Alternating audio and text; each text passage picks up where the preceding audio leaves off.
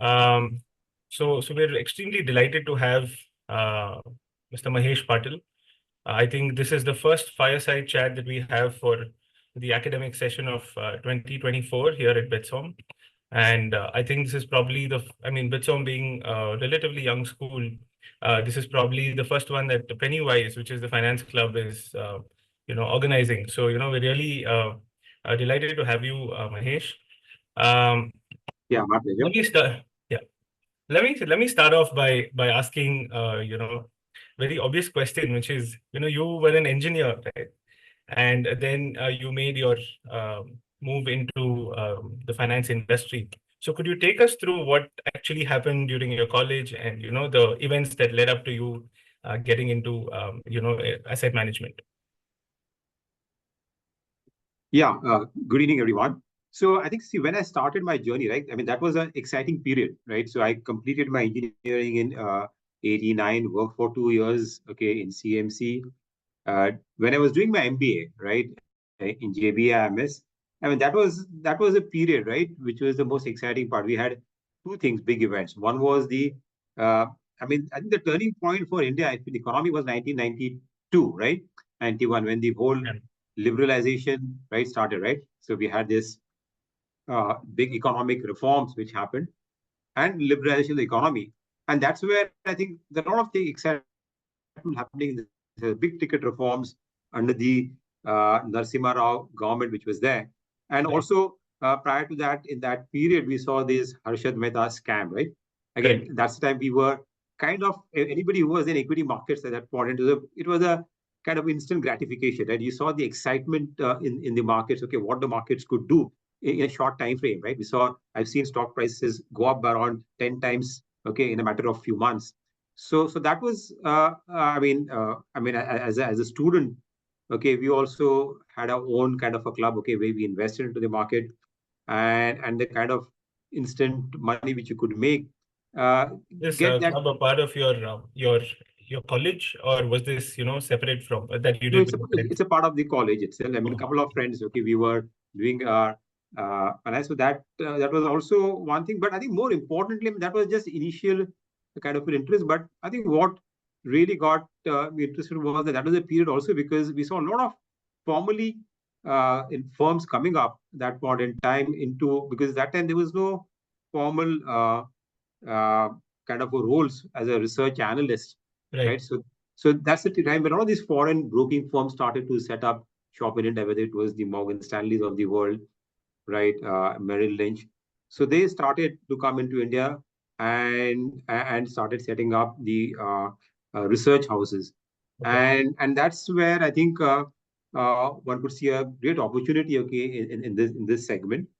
And obviously, when because of the whole reform and the excitement which was there, that's an area which I see as an engineer, right? You have the basic understanding. So when you're investing into the equities of any company, you need to have a good understanding of the business, right? The technical as well as the financial part. So That's right. being an engineer, I always thought that at least you had a basic some understanding, some technical understanding of a particular business, and the finance knowledge, okay, through the MBA, okay, which you was pursuing, gave you an ability to really to crystallize that or translate that into financial numbers and able to evaluate that. So it was the best in class, right, which you could implement, and So and would it that's how. be, Yeah. sorry, but would it be right to say that, at that point of time, given that most of them were product companies and we had fewer service companies that were listed, Yes. as an engineer, I think, the intuitive knowledge of what they actually do was much higher as compared to, having to think about what service firms do.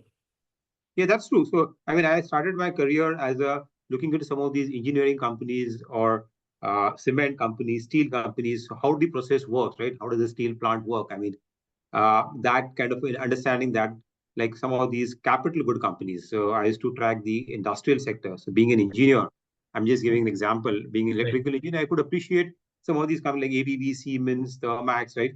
How right. do they really function? What are their products? Okay, what are the applications? Okay, what could be the future opportunities?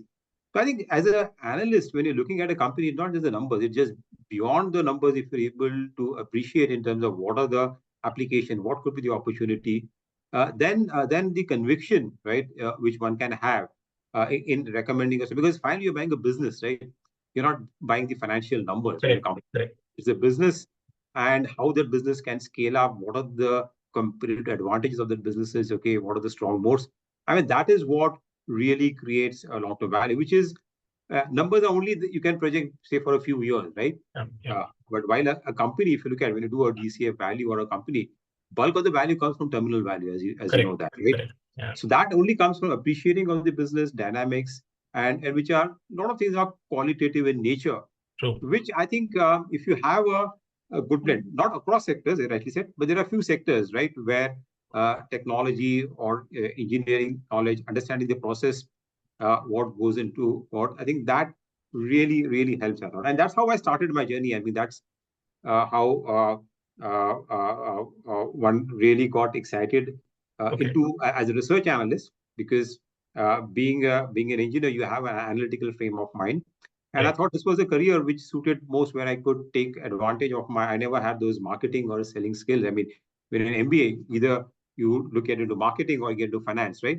I Correct. didn't want to be in finance, also hardcore finance and accounting, and I think was not really of interest to me. But then I saw this profession emerging at that point in time, and really take a plunge over there, and it was very interesting. I mean, it's and that's the time when a lot of new firms were coming up, and everybody was learning. I mean, we didn't have any great people with experience, okay, in this profession as a research analyst. But those are the formative years of the, I think, Indian equities market, I would say. So since you mentioned that time period, so there was a time period when you had fewer companies, right? So fewer options for you to actually look at, and now you have this burgeoning set of, you have so many options, so many IPOs coming out over the years, right? So would you prefer scenario A, where you had fewer companies, which means that you knew that you had only these set of companies, so you would obviously go and look at them, but now you have so many and you're confused as to what do I look at? Yeah, that's a good question. So actually, I mean, during my time, but even now, like in a sector, like for example, again, I'm giving an example, like in the industrial space or the capital goods sector. I mean, they are the only these companies which will always be. But now, right, we are seeing a lot of companies which are coming up, because again, there are a lot of disruptions also which are happening, okay, in many sectors. So that gives opportunities for new set of companies to come in into the marketplace. And Right. as the economy grows in the services sector, we've seen a kind of lot of boom over there, right? There are multiple companies which are coming in, and especially because of now digitization and the way you can address the customer, even in the consumer space, where you only had a few brand companies earlier, right? You Mhm. had the Levers of the world, you had the Nestle's of the world, you had the Marigos of the world, Yeah. right? Now we are seeing, because of the DTC, the distribution model is getting disrupted because of digital. There are all of these D2C companies which are coming up. So I think it's more exciting now, I would say, because that gives you opportunity to, because see, otherwise, if it's the same set of companies, you know everything about it, right? There's Yeah. nothing incremental. There's only some incremental change which is happening, and everybody knows that it's fairly well priced or well discovered stock in that sense. The excitement really comes as a analyst or a fund manager, is to look at something which is still not fully discovered, right? Market has not seen its true potential, and that's where I think when the market becomes much more deeper, when many new companies come in and tap the capital markets, I think that's the time where you are able to identify a stock at an early stage, Mhm. and see the whole growth journey of that company. I mean, that gives you a lot of kind of Mhm. excitement. Right. Right? You identify a company at its early stages, you meet the management, then you ride the whole journey of that company from its early stage to Okay. its mature stage, and Okay. that's where a lot of wealth gets created, or you're able to find some of those multi-baggers. So I think it's more exciting now, I would say, in that Okay. sense. Okay. Obviously, as an analyst, see, as an analyst role, you want to only look at a few companies because you want deeper, because as more companies come in, to really keep pace with that in terms of how much justice you can do, it's very difficult. But as a fund manager, I would always like to look at new companies, explore them, and catch them at the early stage of their cycle to be able to ride the whole full wave. So, two follow-up questions on that. So one is, somebody who's new to investments. I'm sure a lot of them are logged in here today. Many of them must already be into some form of investing. But say there are a few who haven't started and who are, who don't know where to start.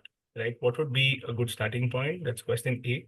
Second is, let's say, somebody wants to pursue a career in investments. When they're, doing their MBA or during these 2 years, it could be, through the curriculum, outside the curriculum. What are the skill sets that you think are essential for them to do well in this space? See, I think the most important, I think, is you have a passion, right? Because this is the thing which you will going to be day in, day out, right? So you need to have a passion, okay, about investing, about looking at companies, being also, again, this is a place where every day is a new day, right? In a sense, right? There are a lot of things which are happening. You should uh, uh, be able to appreciate and read a lot in terms of what's happening. It's not about individual companies, it's also about the macro, right? Because a lot of factors govern the stock prices, right? And we never know, right, what working. So understanding of the macro situation, so a good understanding of the macroeconomics, I think is equally important for somebody who wants to get into this profession. And there are various ways people have various ways of approaching, right, investments. Either you can go on a top-down basis where understanding of the macro fundamentals is very important. There could be some approach more of bottom-up basis, okay, where you get into more of the financials, right, understanding the business, understanding the sectors. A good in that scenario, I think good understanding of the how do you analyze the balance sheets, how do you analyze the ratios, what are the key things to really look into a company. I mean, you just doing a theoretical, we did ratio analysis, security analysis in college, but in a practical environment, okay, what really matters? What are the key things to really look at? That will come only when you actually get into and do some kind of a internship, say with a, I would say working with a sell-side brokerage firm, I think gives you a very good grinding in terms of how to look at companies because you're then looking at various uh, uh, uh, uh, people, okay, who have various level of experience which is there, and Right. where I think you can get groomed. I started my career as a sell side research analyst, Okay. okay, where I got groomed because you work with various people, various seniority, okay, who can you can look up to in terms of trying to when you're preparing your financial models, learning from the experience in terms of how to look at a company, what are the questions you need to ask a company really to get the right answers Okay. to, right? And doing that. So I think that working with some research firm, and it can even be a small research firm. I mean, you might not be able to get into some of the larger houses. It doesn't really matter, Mhm. right? Because the process and the framework is more or less similar. So I think getting some practical experience working with a sell-side research firm, I think will be really good for somebody to at least start ground because your foundation has to be very strong, Right. right? That's what I say, right? For foundation in terms of a financial analysis, fundamentals, right? Foundation in terms of modeling, okay, which you can get from a sell-side research. Once you have done that, right? Then I think one can look at getting into say fund management, or there are various things getting into private equity if you want to go, right. You want to go into the mutual fund side. There are the AIFs, okay, which are there. There are PMS. So there are multiple avenues, okay, which one can look into. Correct. So I think so. Basic fundamental skills. I think first is your passion, right? Right. Okay, if you're passionate enough, I think you will find a way, Okay. right? Of not just theoretical knowledge, but trying to gain experience. A lot of reading also. There's a lot of uh, uh, books which you can read, which can give you insights about how fund managers or people with experience, okay, what are their learnings, right? What are their experiences? What are their uh, mantras, okay? Right. Though I think at the end of you have to come with your own this thing. While you Mhm. can read a lot of stuff, I Yeah. think I firmly believe that you need to have your own style. Right. You need to believe in certain things and Mhm. follow that process. You can't just rely on somebody else's conviction or Okay. somebody else's time, right? You can take the inputs and the initial formative stage. I think you need to uh, do learn from your own mistakes. I mean, that's the best learning, I would say, Okay. right? You start up. See, this is a business where you should not be afraid to take, uh, take risks. Right. See, investments is all about. I mean, it is about taking risks, right? It's Yeah. all risky assets, taking Yeah. measured risk Okay. and trying to that can only and when you take those risks and you make some few mistakes in the initial period, I think those are the learnings, okay, which will help you in the Yeah. long run. So you should also, that's why it's important to also make if you're really passionate about it, you start with your own kind of investment journey, Okay. right? Investing into markets, based on whatever limited knowledge what you have, the readings what you do, right, or doing some of your own research, and you learn from that. And you start out very small, so that the cost of any failure is not very large, right, to you. Right. But the learnings can be very great, Right. right? So whether you lose a few 100 rupees, or whether you look at pro, the learning is the same, right, in a particular stock. Right. So I think a combination of practical knowledge directly actually testing the turf, I think that would be a good thing to start off with. Sure. So today there are, probably, the alternatives. So you have sophisticated investors, and then you have analysts, right? All of them, either you can look at the trades that the sophisticated investors make, or, when they make really large trades, or you look at what analysts are saying. So this tends to be like, it's like a shortcut, like an easy way that, what's happening. But so that kind of interferes with the learning part of Yes, things, right? yes. So I And think you you should don't do it. move away from the noise very Ah, much. Okay. See, there is one thing speculating in the market. You hear what some tips, some recommendations, and you invest in that. But I think you should do your own, and it's not so difficult, right? right. See, it's very, very simple. I mean, we can make it very complicated, like investing, right? Looking at so many ratios, looking at Yeah, so many. There are n number of variables which are there. You can look at a lot of details. Go to the minutes. You try to project a model, do a DCF. I mean, right, there's no end to it. But the end of it is very, very simple, if you ask me, right? You right. have to have a good understanding of the business. You might not know all the businesses, right? There are certain strengths. Okay, you might understand a few business or sectors very well. Right. Buy into a good business, buy into a good management, right? Look at some of the basic numbers, and make a decision, right? Right. And I think that's the basic way to start. But do your own fundamental research. Then only you will learn. Unless you do your own research, back your own convictions, Right. and then decide. I mean, you will know about what went wrong, right, in a particular decision, right? You might have probably overestimated a few things, Right. or you overlooked this thing, or you bet on the wrong management. Then Mm-hmm. you learn how to really look at or what are the kind of management you should be betting on, Mm-hmm. right? So you build up your own framework of evaluating a management. We have done that over a period of time, right? I Which see. are the managements? What are the qualities in the management you should be looking at when Okay. you're investing into? Okay. So is this thing that you've developed, is this different from the traditional ESG scores and things like that, or is this heavily reliant on the kind of people who are actually there on the board of a company? No, so EHG scores are all these are kind of technical things, okay, Okay. which are there, but they don't really give you much this thing Okay. into it. So Okay. it's more about trying to ask the right questions, Mm-hmm. right? Okay, about the management in terms of, like, for example, what are the kind of, or you can look at the past also in terms of what are the capital allocation decisions they have made in the past, Okay. right? Okay, that is important, whether they have allocated capital rightly. When you talk to the management in terms of what is their vision, right? Right. How they are able to see the vision, they are able to see beyond the current and see how the industry could shape up. What are the disruptions? How they are preparing the company for, because now we are leading in a place where there are a lot of changes which are happening, there are a lot of disruptions which are happening, Right. right? So Right. how are you really making the company ready for the future, Mm-hmm. right? That is important. Uh, uh, uh, in terms of how you're building the leadership in the company, right? Right. Right. Especially for the promoters, right? The next Okay. level of leadership, what you're trying to build into the company. Okay. So all these factors, so we have a kind of a questionnaire, right? Like like when you meet a management, like 10 questions, okay, Right. which helps us to really analyze and rate the management. So it's more of a Okay. qualitative factor, right? Okay. It can Okay. never be a scientific model, Correct. Correct. right? Score, which can give you the right Yeah. number. Yeah. And But everyone I has think their own. increasingly what I have seen in experience is that if you are able to bet on the right management, Mm-hmm. right, or the right promoters, Okay. then more than half your job is done. Then you don't I need to look see. at numbers. It's simple, right? They know what is best for Okay. the company, right? They have Right. their own stake, right? Especially Indian companies which are promoter driven, Yeah. Yeah. right? Promoters typically own more than, say, around, say, 50%.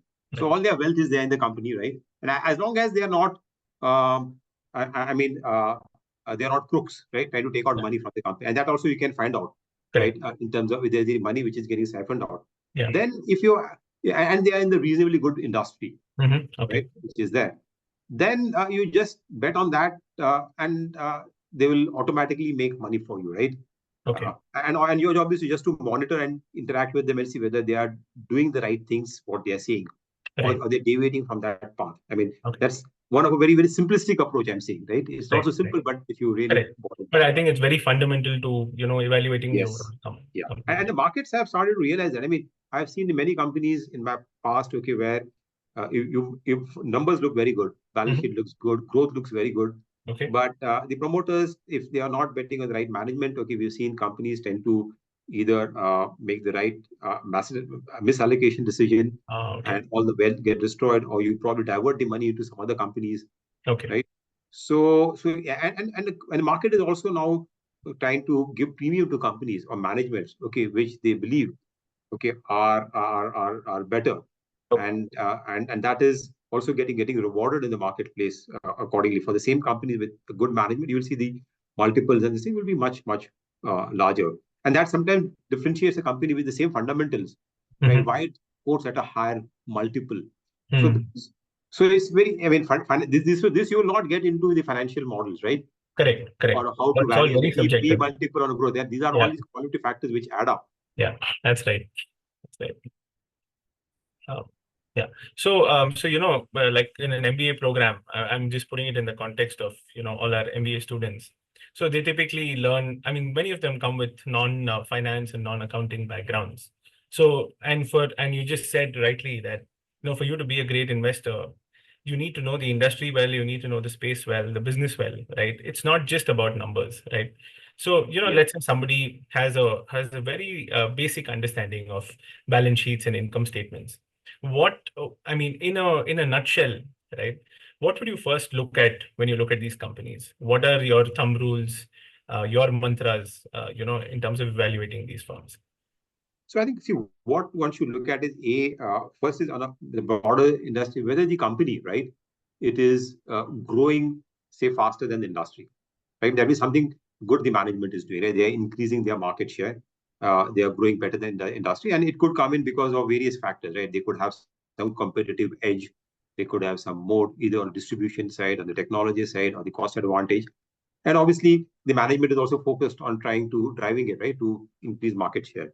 Okay. So, I mean, one would look at that as a factor, which is not on the balance sheet per se, but you can just see the top line growth. It's first Okay. or top line, whether it is growing in line with the industry or at least better than the industry, right? That's the first thing. Okay. Second is whether the company has got a certain uh, uh, advantage, right, which will be Hmm. reflected in the operating numbers, right? So Okay. either a cost advantage, okay, vis-a-vis the peers, okay, which it has got, or it can have a very strong distribution franchise, okay, which could be there, which could, again, distribution franchise would come in terms of top line, right? Because of that, you will be able to probably grow faster.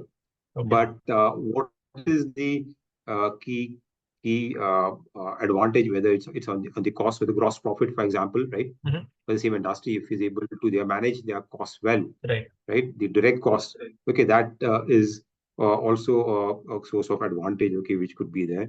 Okay. But I think finally it all boils down to your return on capital, right? Okay. Because that's the most important. That's a combination of how well you're able to sweat your assets, your asset turnover, Right. and the Right. profit margin, Right. which is a function of the cost advantage, which could be there, right? So your return on capital employed, I think, if it is what I look at is whether Hmm. it is Hmm. reasonable, right? Or it is better than the other Okay. players in the industry, right? So I mean, normally you would look at a company whose return on capital is slightly better than your cost of capital, Okay. right? Is what is minimal, but obviously, I mean, normally I would look at, say, whether the return on ROC is, say, more than at least 15% or so, I see. right? Okay. And while that is the case, it's also important to look at how is the incremental return on capital, because that's how the market rewards Hmm. your incremental change. So Okay. whatever current numbers are there, they're already getting priced in to a large extent, right? So you Okay. should look at how the incremental investments, Right. okay, how they are yielding, what is the return Okay. on that? Because it Okay. might so happen that a company in the past, okay, might not have utilized the capital effectively, but now Okay. if they're able to incrementally generate a higher return on capital employed, Okay. then I think the market will start rewarding that, okay, much Okay. better, right? Okay. So that is, I think, where what to look at. Also, you should look at how the cash conversion cycle is, because that is very important. While the profits are there, but many companies we see that cash conversion cycle is not good. That means the profits are not translating into cash flows, right? So PAT to operating cash flows, right, is a very important parameter in terms of how well efficiently the company is managing its cash flows, because that's what you pay for, right? Finally, your company is about what is the discounted value of free cash flow, what you do. Correct. So one is the operating cash flow, and then second is the free cash flow. Because you need to also invest into the business, right? Correct. So, but free cash flow is very nuanced. It might, just because the free cash flow is negative is not necessarily bad. If operating cash flow is very high, good. Say anything more than say 50% or better, 75% of the PAT, okay, is converted into cash. But if a company is a high growth company and if they're investing for growth, then that's not necessarily bad, right? So you have to look at free cash flow from that perspective. So high growth company, okay, like for example, a lot of these new age technology companies which are there, they're investing for growth, right? So their free cash flows might look negative, but when the growth steadies out, right, then you will see the free cash flow start to turn positive, right? So what's the horizon that you normally give these new age companies to sort of stabilize on their growth? So normally look at, say, I mean, you can give a long ropeway, that's what PE investors do, but for a mutual fund investor, we don't have that long ropeway, right? So we would look at, say, at least in the next 3 to 5 years, we would project for these companies for the next 3 to 5 years. And then see, okay, at that period, we project the kind of what is the EBITDA, and then try to give a multiple and then discount that, okay, to the current level, and then try to value that, because beyond the point, it's only the game for the PE guys, right? Private equity guys who have a long runway. So that's what you should look at on the balance sheet side. I think the return on capital, the operating cash flow conversion, the free cash flow, and also in terms of some kind of I think forensic analysis you need to do, because a lot of financial numbers can get masked. So there are various ways of looking into it, how to do a forensic. I mean, looking at how the cash flow conversion cycle is probably the best way, okay, to look at. Also to look at whether the promoters are selling. I mean, whether companies are frequently diluting. Right. So any companies which is frequently coming to the market and diluting, you can look at the last 10 year history. How is the equity capital, the number of shares have changed. Then it is not a great sign, right? I mean, if you are tapping, if companies which are able to grow on their own cash flow, I mean that would be a good company to look at. So yeah, these are some of the things I think which one can look at from the financial ratios. So one last question on this subject, and then I'll move on. So if this is about the positives of a firm or a company, what are some of the red flags that make a company completely unappealing to you? That you have so much experience, right? You'll have seen a lot of this play out.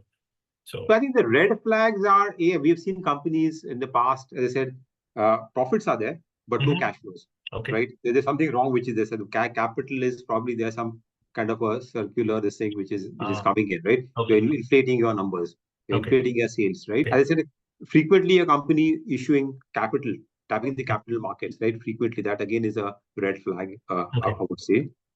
Then some of the companies, to mask their working capital inventory, okay, they do a lot of discounting. Oh, I see. Right?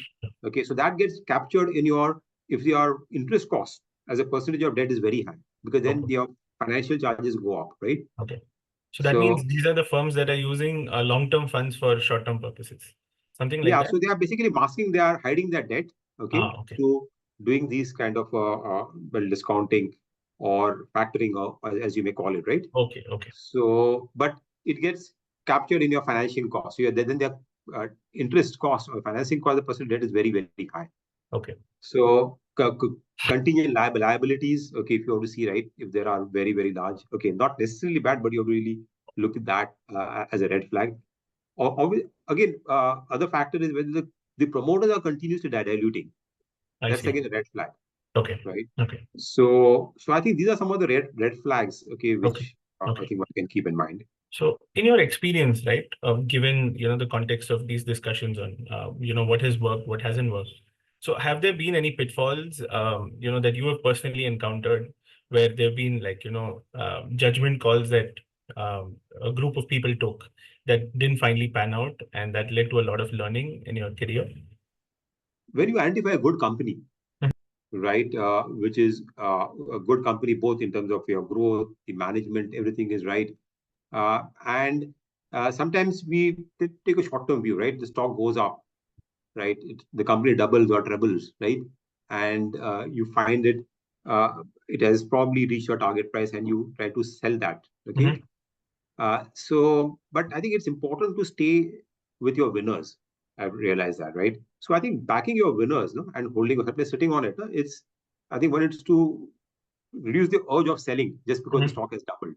Okay. Because you can't find too many good companies which can do such a thing. And the compounding which they do over a long period, no, is amazing. Okay. So I think unless there is a change in the fundamentals, right? Just because the stock has gone up, right? It has become slightly. What is expensive, you don't know really, right? Because you can never see the foresee beyond a few years, right? And the companies keep on evolving. They keep on changing the paradigm. They finding out new ways of growth which can come in over there. Okay. So I think I would say not a pitfall, but I would say backing your winners, right, and sticking to that, I think is very, very important if you really want to get benefit of compounding. Okay. Second is that I think when to sell. So we all know when to buy, right? When to sell a stock that's the most difficult decision because I mean one can just sell a stock based on because the stock has given you a return, booking profit is easy. But more importantly is to when stocks are underperforming, laggards, right? They are not delivering, right? In a portfolio, we tend to continue to hold on to those still because there are some biases which are there. We like the company or we think it will come back. But it's important sometimes to cut your losses, right? And that has to be done by looking at showing a mirror to yourself and critically evaluating your laggards which are there in the portfolio. For that, you can use quant techniques also. There are a lot of quant which will enable you to tell you, right, whether a stock is consistently underperforming. So use certain analytics or quantitative framework, okay, to decide because normally individuals, they have their own biases, right? You want a stock, you don't want to cut your losses. Correct. There's always a hope which is there, right? Yeah, the loss aversion bias. Right. Loss aversion bias. There's a hope also that you think it'll come back. Correct. So you need to have certain principle of trying to have certain cutoff stop loss because what happens is if you don't do that, then they continuously erode your overall portfolio returns. And it's good money after bad, right? So it's opportunity cost which is there. You might as well take a kind of a cut it off and then have a fresh perspective, right? And into a new idea, okay, which is there, or probably again revisit that idea after some time, but take it out of your mind. So I think that is it. So it's important to cut your weeds, as they call it, no? Right? So that you can make space for a new crop. So that's, I think, another learning I would say. And apart from that, I think it is also knowing in terms of how much to allocate, right? So again, I think it's important to also understand the risk associated. We all get fascinated by returns, right? Especially in the bull market, right? We get fascinated by the returns that is there, but we should also know what is the risk associated with the stock, right? And accordingly make their allocations. So that as a portfolio manager, it's important to size your investment also equally well, right? Depending on the risk, so that you don't get overexposed to a stock and when the tide turns, right? And especially when you're managing large portfolios, the liquidity becomes very important. You, as individual investors, you might sell, but a large portfolio, when you get into a stock, in the Indian markets, the liquidity is very, very bad. You can't sell. I mean, there's no exit at times when the markets, there is no exit. Absolutely no buyers, Yeah. So it's important to know what is the sizing you need to do for a particular stock, depending on the risk, the liquidity of that stock, okay, so that you can manage that risk well. Even if you like the stock, right? It's a great stock, but accordingly, I think one needs to size that in the portfolio. Otherwise, when things turn around, right, you might be holding on to portfolio, you can't do much about it, and you can quickly see the erosion of the whole kind of a gain what you have got. And third learning, as I told you, is the betting on the right management, right? So you can afford, because see, in the portfolio, finally you have to, there are so many stocks, right? You can miss certain opportunities, right?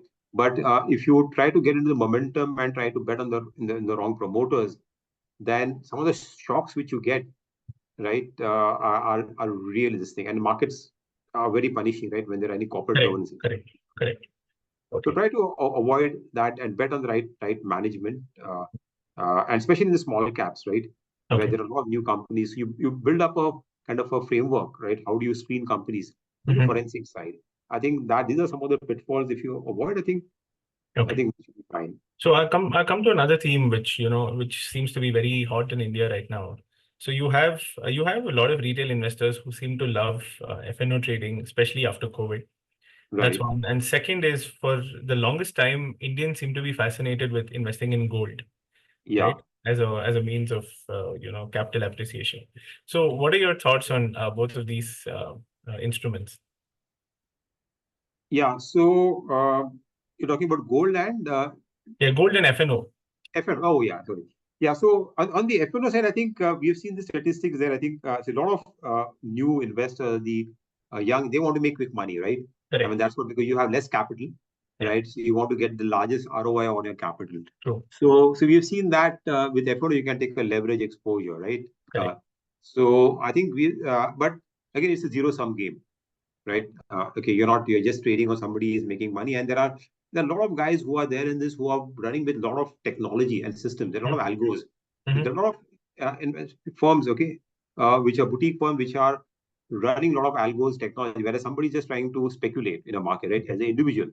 Okay. And you've seen that the data that a lot of individual retail guys uh, who are trading into FNOs, Mm-hmm. okay, 9 out of the 10 people lose money. This is the Lose data money. which SAP has Yeah. recently Yeah. published. Yeah. And this is, So I I think, think, across the globe. This holds everywhere. yeah, The people lose money in the long run. right. So it isn't, and what is you're doing, right? You're not really learning out of that anything. Mhm. There is no really learning. Whereas when you invest into a company, okay, even if you make a mistake, Yeah. right, there's some learning which is there, right? You could have probably bet on the wrong management. You probably uh, bet on the wrong industry, or you Hmm. didn't look into it. If you've done your own analysis, right, you know where you went wrong also, Right. right? Whereas here, even if you lose money, there's no learning which is there. Absolutely. So Absolutely. I think that is clearly, I think one should stay away from. Okay, Okay. I'm not saying that you can always try to, do some amount of this thing FNO or options, because, but based on certain framework, you first have to understand, Hmm. right? You build your own technique. Right. Right? See, this is also a technique, right, to making money in FNO. I think, Right. or whatever. Right? There are certain techniques which are there. There are certain patterns which are there. There is Right. some quant analysis, but that is only after learning and certain things over a period of time. You Mm-hmm. understand that you develop skills in that. Then you can do some amount of this thing on the FNO. There are various ways of making money. There are fundamental approaches, there are technical approaches, there's a Correct. quant approach which is there. Which there are people who make money on high frequency trading, but they Right. specialize in that, Yeah. right? And that So involves a certain investment also in, investment which is there. So if you're able to do that and this thing yeah. skill, that is fine. But for a normal thing, I think that's best avoided, I would say. Okay. Uh, you go it the hard way. Okay, start making proper investments, research your company, Hmm. and do that. And that is also will be equally very well rewarding from a long term perspective. I That's can true. get it from personal experience over there, Okay. Okay. right? And then investing into gold, I think, is something which is, as a part of our asset allocation, it is good, right? I would say. I mean, or at a portfolio level to reduce the volatility, because gold acts as a counter cyclical, Hmm. right? I mean, during periods of severe risk aversion Hmm. or geopolitical risk, we see that gold does better, right? So it kind Correct. of gives you a stability to the overall portfolio, Okay. right? Okay. Because normally it tends to be inversely correlated Okay. towards risk. Okay. And but as a long-term investment, I would not really look at it. I mean, I don't see, if you look at long-term returns for gold, okay, they'll Hmm. be somewhere around 9 to 10% or so. Okay. Not bad, Yeah. okay, but nothing great. Okay, so I mean, for long-term money, if you're really keeping for very long-term, Hmm. okay, I would say that equities would be the best, right, in terms of Okay. returns, and in terms of, because as you increase your time horizon, Hmm. then you're not really worried about your volatility, right? Correct. See, you are worried about, say, next 1 year, 3 year, right? If you look at for Yeah. equity, right, which is the most volatile asset class in that sense, Hmm. as you increase your time in the market, the negative returns, the percentage of negative returns goes down significantly. Right? Okay. So then, if you're investing for the next 10 years or trying to build this thing, then I think one can really look at equities, right? Okay. I mean, gold need not be as a part of your allocation, but Okay. there are certain investments, okay, which you need to do from the next 3 or 5 year perspective. So the gold can be looked as some allocation. But Something that hedges the amount of risk. I mean, normally we say that 10% in gold or 10 to 12, 15% is max what you should be And allocating, not beyond. you would obviously, sort of go through the bond or the ETF model rather than, Yes, well, that's the best way to do it, because it gives you immediate liquidity, correct. right, which is there, and also it gives you slightly better return, because I think if you do it through the ETFs, right? Um, but again, return differential is not really that important criteria. It's more about the ease of liquidity, because if you have physical gold, then you're not going to sell that, right? See, because gold also, if you look at a pure investment, right, then you should also be booking certain gains at certain point in time, Okay. right? Because each asset class has got a particular cycle, and if you're following that, right, if you're an ETF, then you look at it as a pure investment, right? So when gold outperforms significantly, Correct. so good thing is if you look at across cycles, each asset class goes through a cycle. Correct. Right? And you can see the long-term cycle. You have got data now. The good thing is that you got data for the last 20 years, 30 years, right? Or even more. And you can see when certain asset class does extremely well vis-a-vis its own history as well as related to the other asset class. Then you should start acting in a counter-cyclical way. Okay. Okay. Because there is always a mean reversion which is there. Historically, we see that, right? Correct. Asset class returns into mean reward relatively. Correct. And you can use those frameworks to decide in terms of how do you move from one asset class, say equities, to gold, or into fixed income, or even other commodities, right? So for that, it's better to be investing into an ETF or this thing, so that you can take that decision much faster. If you want to say physically, you get more sentimentally attached to it. Okay. Fine. Okay, so the whole market cycle, is one of ups and downs, right? So somewhere it kind of maps philosophically as well into what life in general is. So have there been any philosophical learnings from following the market for this long, or from your work itself? No, I mean, personally, I would say that in the market, I think the best thing strategy is to buy and hold. And Okay. I've seen a lot of investments which one has done, right? I just look back into my portfolio, which I have done whatever 20 years back, and just good companies, as I said, good management. If you are just sat on those, see, market is a great compounder, right? And good compound is, I think if you just sit on it, okay, you will see that the power of that compounding, 20 years down the line, or whatever, 25 years down the line, right? If you have that patience, okay, to be there. And a lot of funds also, we have been managing fund for the last 30 years now. Right? So we just completed 30 years. So some of our funds which have got a 30-year vintage, right? Or even a 25-year vintage, right? So what I'm trying to say is that over a longer term, I think if you sit on a good investment, right, and let it grow, right, I think that's where big wealth gets created. So, we sometimes try to time the market, which I've seen the timing of market is also futile. And even the best of us, like even of us, for us, okay, when we have all the information which is there with us, right, we look at a lot of macro data, but timing the market is very, very difficult. And invariably, when your market has its own wisdom, so time to time the market, you might be out of the market for most of the time. If you've seen that, statistics has showed that uh, if you missed out even the uh, top 10 days in the market, right? Okay, your returns get significantly diluted. So I think sitting on an investment and not trying to time the market, if at all you want to enter, I think investing into the market in a systematic manner regularly, I think is the best approach. And that's why we've seen SIP, right? Systematic investment plan. That has been the best way of which investors are trying to now come into the market. And the experience is much better because then they try to capture the market at the tops also, at the bottom also, right? So that is, I think, important because we know longer term, okay, the compounding or the returns will be great. But trying to time the market again is something which is futile, which I see. And also, I think when there is what I've seen is the whenever there is a lot of fear, right, which is there, with a lot of uh, fear in the market, I think that's the best time, okay, when a lot of things look negative. But I think there's a belief that things bounce back, right? We've seen that multiple times in the market. I mean, I've seen multiple cycles when the markets have gone down by, I mean, the drawdowns has been to the extent of around 30-50%, right? But if you look at in the longer run, those don't really matter, right? Market invariably tend to come back. So whenever there is a fear, when everybody is selling, and that's the thing, it looks like gloom and doom. I mean, that's the best time, okay, to invest because you have an inherent faith in the market, right? That they will mean revert back again. And if you look at the long term cycle, again, that will give you that confidence. So I think when everybody is fearful, when anything is everybody is scared, I think that's the best time to take courage and put your money into the market. So that is, I think, another. It's more of a philosophical thing, but it really works. I would tell you. And yeah, and I think stay away from rumors. I think there is always a temptation, I would say, to make quick returns in the markets, but we see that equally well when things turn, when tide turns. I think we've seen uh, quite a few stocks. Okay, they just crash, and very difficult to exit, and you're just holding with some of the dud stocks which are there. So I think these are the broader. I think on a philosophical way, if you really want to approach, this is what is my learning on the markets. Okay. So I don't know if they got in with a student question. I got disconnected temporarily. But one last question, and then we'll move to Q&As.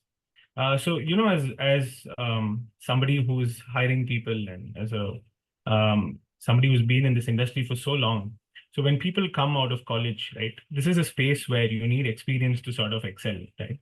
But what are the skill sets with which you would like to see students come in? What would make them, really good at the workplace, more competitive, and somebody who can grow quickly? Yeah, so I think one is, as I said, passion. Okay, so you really, because this is a job is not like a whatever 9 to 5 job, right? Okay, you are continuously evaluating, you're continuously learning, right? There's so many things to learn. I mean, you'll never be on top of everything, right? There's so much every day. I mean, I've been in the market now. Every day there's something to learn, right? So you need to really be obsessed, passionate about your about investing, right? That's a fundamental thing which one we would look at in a person, and we'd have to assess that, right? Uh, Second is, I think your fundamentals have to be sound, right? So, okay, as I said, in terms of how do you look at the company, uh, uh, fundamentals, financial, I think that has to be really sound because that is your foundation, right? Okay, which you will only get it if you have, because once you get into the work environment, okay, then you get caught into a lot of things and you really don't try to build your fundamental base. So we see how strong a person is into fundamentals. Okay, that's the second thing which we would look at. And it's more also important to look at how your person thinks, right? Okay, analyzing and thinking ability to look Right. beyond, okay, the numbers, Mhm. right? Because Okay. see, you might get caught in some person might be a great at numbers, right? Okay. Looking at analysis, he might be great at fundamentals, but that's not where you make money, right? It's the ability to think beyond, right? Right. Beyond numbers, right? Ability to appreciate things. I think that is important. The other thing is also about what we look at is that there's a lot of how good you are in terms of understanding the macro data, right? Mhm. Okay. When I say macro data, I mean because in your understanding about how interest rate cycles move, right? Mhm. Your understanding about domestic, about the global macro, how well you are glued onto it, and how well Mhm. you are tracking some of these things, right? Because they also matter a lot, Okay. directly, indirectly, right? In terms of how do you, when you see there's a risk on, when is the risk off. So your Okay. macro understanding, that comes in from your reading, right? How Mhm. you're on top of things in Right. terms of what's happening globally, what's happening on the domestic macro side. I think that is also, and how well you're keeping yourself abreast with those Right. things, right? Right. On a day-to-day basis. So these are some of the things I think which Yeah, yeah. uh, You, we I would look think to at. summarize, basically it goes way beyond the classroom, right? Like you said, it's something that has to be done continuously on a daily basis. The markets are evolving, right? As you said, every day is a new day, right? So if you Yeah. miss something and you don't keep in touch, then yeah, it is going to have implications on kind of choices you make. Right. And that's what you're really passionate about, right? I mean, Right, so right, you're just living it, right? So you have to right, really eat and breathe in that sense. correct. So yeah, so I think if you have those qualities, I think you can really do well. I mean, see again, Sure. failure is not.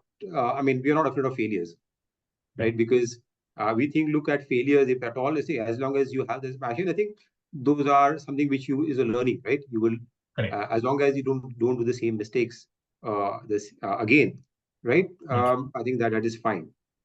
okay. So I think as long as you have these qualities, I think you Right. will, by and large, I think do well, no? In this field. Okay. On that note, let me hand it over to the students. I think Aditi going to be asking the questions, or Vaishnavi, right? Yeah. So Vaishnavi, can you go ahead with the student questions? Yes, sir.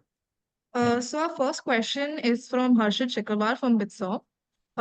Aditya Birla Sun Life AMC currently stands among the top 5 mutual fund providers in the country, and that's a remarkable feat when it comes to retail investment. However, with the ongoing rise of HNIs and the UHNIs in the country, does ABSL plan to cater to this evolving market segment? Yeah, so we actually cater to all the segments, right? I mean, retail is one as a large. I think that's again a large base for us. But equally, I think we also look at the HNIs. We also have a large institutional this thing. That's because institutional investors look at differently. They look at more on the debt market, right? Because they are looking at more of preserving the capital, right? And we have a different products. So we also have like in a mutual fund, you have mutual fund. We also have alternate investment AIFs, right, which are tailor-made products, okay, which are there for HNI, which have a higher risk appetite, and these are slightly complex product, right, which are there, which retail investors might not understand the risk which is associated with that. So we have products on the AI front for especially for HNI investors, where the ticket size is much larger, right? The ticket size is 1 crore and above for those investors. So we have equally, in fact, and for HNI investors also, they are much more knowledgeable.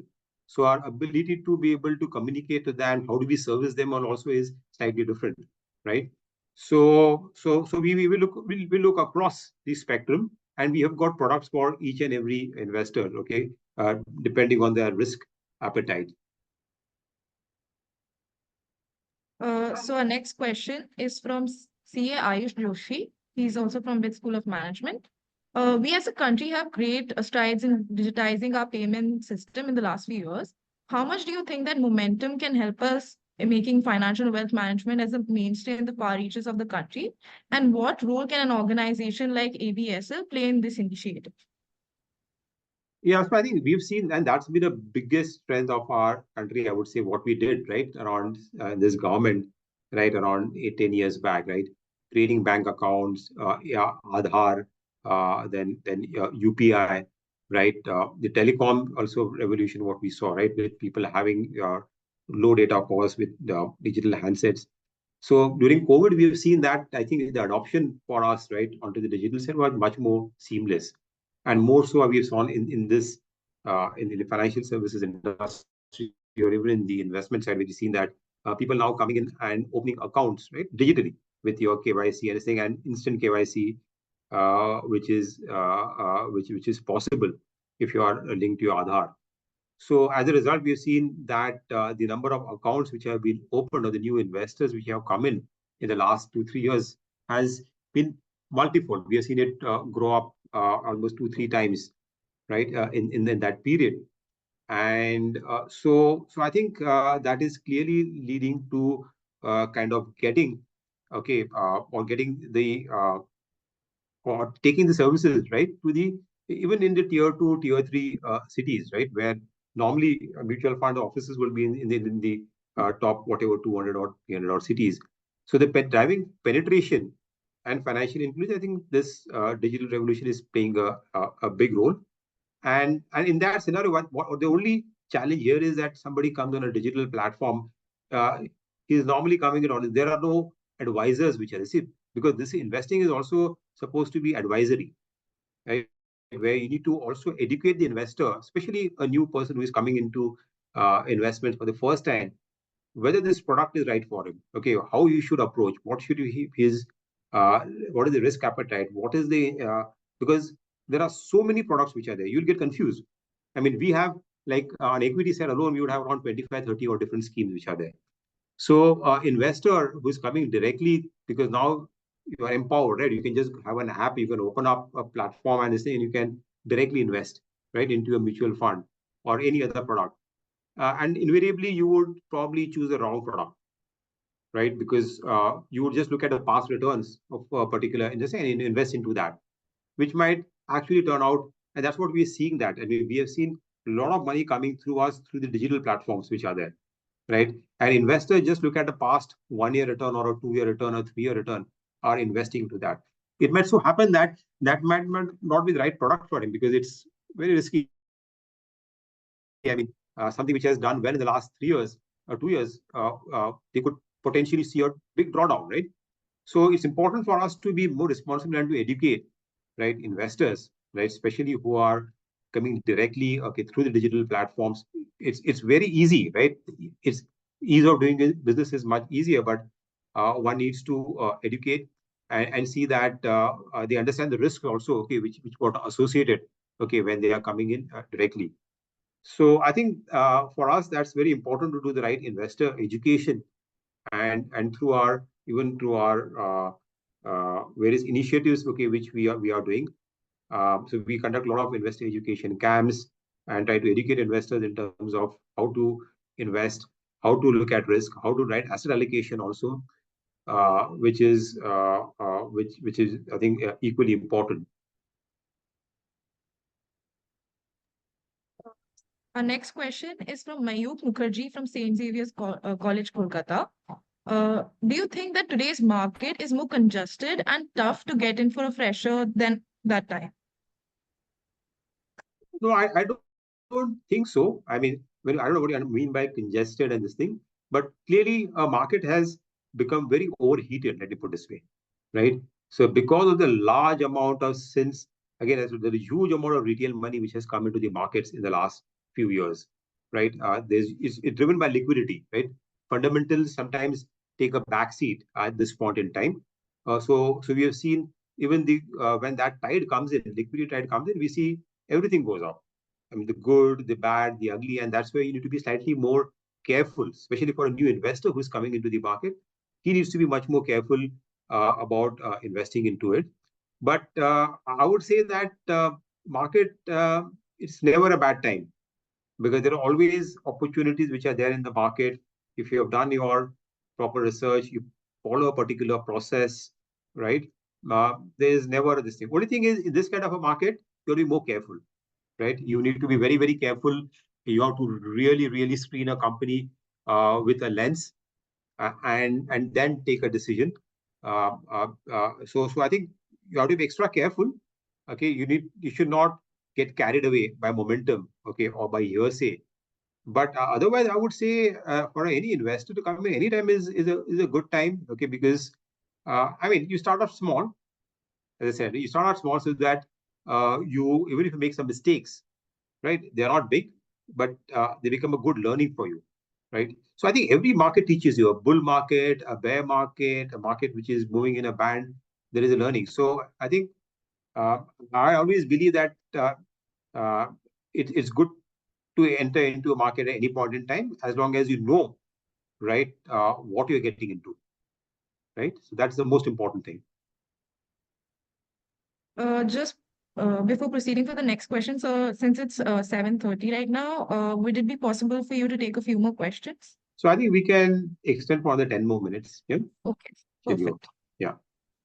Our next question is from Kashvi from I am Jammu. Do you think new technology would reduce jobs in finance sector? And as a student, how do we learn the basics of fund management? So I think I'd see technology. What it will do is that it will only reduce the kind of a low-end jobs, right? Jobs which are very repetitive, okay, or which are there. See, like in the financial service sector, so a lot of these call center job, right? Because the service industry, right? You need to also service the clients, right? So those jobs will probably get impacted a bit because AI and technology will able to do that much more effectively. But again, the industry is growing so fast. Okay, there will always be opportunity. But the specialized skills, what you're looking at, right, which are there, I don't think that those. In fact, technology at best you look at as enabler. Like for example, investment side. Okay, we're also looking at technology as an enabler, how we can make better decisions. It won't replace, right? It will empower you to take better decisions. Like for example, we use quant. We look a lot of data analytics, okay, which is there. So we have hired a quant analyst, in fact, recently to help us. We launched a quant fund also, right? Recently, which is purely looking at data backtesting and creating certain models, okay, which we think will work into the marketplace. So in fact, it is providing opportunity for a new set of um, uh, talent, right, to look at. So the market will only evolve, right, as technology comes in. How technology can be used to probably reduce your workload, right, as an analyst. Right, a lot of things which goes into writing reports, right, which is not so productive. You want to look at meet more companies, analyze them rather than doing the writing part. So we can use AI, right, to see able to you can get data quickly and able to create a report, right, internally for a compliance purpose. So I don't see this thing, but clearly companies need to adopt. I mean, especially in the financial services world, whether it's investment management or banking or other things, people need to adopt technology. Before you don't adopt technology, then you will be lagging behind, both in terms of your internal productive also, but in terms of customer experience, okay, what you're able to offer. So, to answer your question, I don't see that clearly as something which will really impact, especially the kind of skilled job, okay, professionals, okay, what you're looking at. I think the industry will continue to grow and there'll be enough opportunities for people with the right skill sets. Our next question is from Tushar from PDPU Gandhinagar. He wanted to ask, why are we observing decline in savings amongst youth and the adults nowadays in India? And is this the post-pandemic effect of living life to the fullest, or the concept of showing off has taken over the concept of savings for the future? So I think, see, if you look at India as a country, we are still a good have amount of savings in this thing as an aggregate, if you look at it. But what we're seeing is that the young generation, which is coming in, right, the millennials and the young ones, they are exposed to a lot of stuff right now. There is, and they are much more aspirational, right? They want instant gratification. And because of social media and the thing, you are exposed to a lot of things, right? And there's a lot of peer pressure which is there. So we've seen that in the millennials, okay, they tend to be good spenders, and it is good also. So a lot of the consumer discretionary companies, they are a good target segment, okay, for that sense, in that sense. And we've seen that people are trying to take credit also. Really, see, India earlier credit was a taboo to buy any consumable, right? You bought a loan for a house or something, an asset which was there, but getting a loan for a consumable and this thing which was a taboo. But we see increasingly people want to get the benefit right, which is a culture, right? In the US and other places, we see that, right? That's also catching up, and a lot of consumer goods and this thing are now being financed, right? And the companies which are offering different kind of schemes, EMIs, and this thing to do that. So I think that is a natural this thing which is there. But at the same time, I would say that in India, the culture of saving is still very much there. If you look at, right, if I was just looking at the overall household savings, if you look at, right, which are there, a lot of money which is still there into, say, physical assets, which are the people are investing within financial assets also, if you look at, right, bulk of the money is still into bank deposits, into savings account, okay, which is still there. Very less money is still there into equities. If you look at equities as a percentage of total household savings, it's just about 4.5%, okay, which is there. Obviously, people are spending also, right, in terms of other consumer and this thing. But at the same time, I would say that as I mean, as especially among the younger generation, I'm also seeing people also investing also, right? So while they might be also borrowing, okay, to consume, but at the same time, we are seeing they're also starting to invest. And we've seen a lot of folios, okay, which we are opening on the mutual fund side and this thing. are from young investors, okay, who are wanting to participate in the investment journey, either directly, some people go directly, or others coming in through the mutual fund route. So, so I think there is some amount of this thing, but I think we are seeing people at least opening, at least making a beginning, right, into financial, which is I think good thing, right, which is happening, because I think because of the way uh, education is happening, right? Even mutual fund industry are trying to convince investors, right, to come in early and start to really for their long-term savings. So yeah, I think the savings culture is, I think investment culture is only improving. And I think we are still very, very under invested. I think if you look at the percentage of financial, I think that financial of savings, I think will continue to increase, right? In an economy like ours, no? So for the last question for the evening, we have Ayush from BITSoM. You talked about new age companies, and in this dynamic world, there might be a case where technologies might face or they might not mature enough. And it's a case where 1 out of 5 techs might survive. So, uh, how do you evaluate these companies? Yeah, so the good question. So, first of all, when we invest into these companies, okay, especially for mutual fund platform, okay, where our risk appetite is not as big. So we look at first of all whether the company has, while they're making losses or whatever it is, whether the competitive intensity in the industry is well established, right? Because you might see that in the industry, there are a lot of companies, depending on the funding, they'll keep on burning capital, and there's a continuous funding which is there. But when a competitive dynamics are well established, we know, right, that these are the 1 or 2 companies, okay, because in this space, only a couple of 1 or 2 companies only survive, right? So once that is fairly established, then I think one can have a look at it. Secondly, when the companies have got their unit economics in place, if the unit economics are profitable at the unit level, okay, then I think one can look at those companies, because then we know that while the companies might still not be generating profits, but because they are growing and investing, but once they achieve a certain level of stability, okay, the profits will come back because the unit level economics are profitable. Because that's another second thing which we need to look into it. Third is to really, because these are very, very promoter driven, right? These are startups, okay, promoter driven. So one has to really see whether the skin in the game, right, of the promoter, what it is, and whether you want to really bet on those. And then, so I think these are the 3 things, okay, which we would look at, okay, when we are investing into a new age technology company. And then finally try to see whether the if you, I mean, project for the next, say, 3 to 5 years, okay, whether you can make an investment decision based on that, not in the next 2 to 3 years. So that's how we actually invested in a few some technology names, right? And which has paid out initially when they got listed. Okay, there was a lot of euphoria, and then they corrected. But once market understood that these are the companies where the unit economics are in place, and we see these companies actually turn around, right, much faster. Thank you, sir. Now I would like to give the vote of thanks. First, I would like to thank our esteemed speaker, Mr. Mahesh Patil, for his invaluable insights. We would surely remember to understand the microeconomics, to ask the right question and know when to cut our losses. Thank you so much. I would also like to thank Prabhu sir for his insightful questions. I would also like to extend a thanks to Amrita and Udit for their support. Also, I would like to thank my fellow committee members and the participants for their enthusiasm and engagement in the session.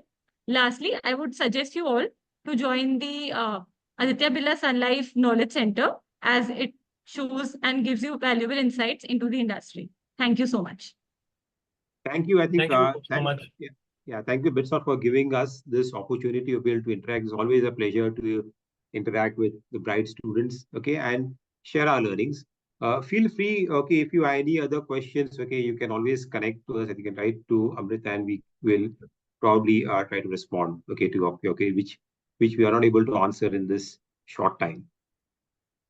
Thank you so much, Mr. Mahesh. It was an absolute pleasure speaking to you. And I do hope you will visit our campus at some point, and we can host you over there at in sometime during this academic year. Yeah, thank you, Dr. Prabhu. Pleasure interacting, and yeah, I will take that invitation and to see if we can do that. Yes. Yeah, yeah. You're most welcome. Yeah. Thank you so much. Thank you. Thank Wishing you. you a Bye. good. Bye.